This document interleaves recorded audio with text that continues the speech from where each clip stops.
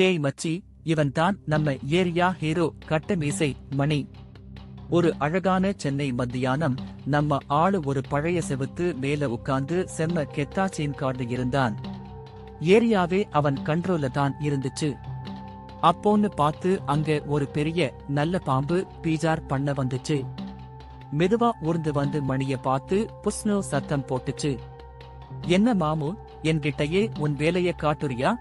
பாம்பு ரொம்பவே over scene போட்டுச்சு. நம்ம மணி அசைஞ்சு கூட குடுக்கல மச்சி. நீ எந்த ஒரு பாம்பா வேணா இரு, ஆனா இது நம்ம ஏரியான்னு சொல்லிட்டு பாம்பை அப்படியே ஸ்ட்ரைட்டா கண்ணுல பார்த்தான். 2 பேருக்கும் இடையில செம்ம ஐ கான்டாக்ட்.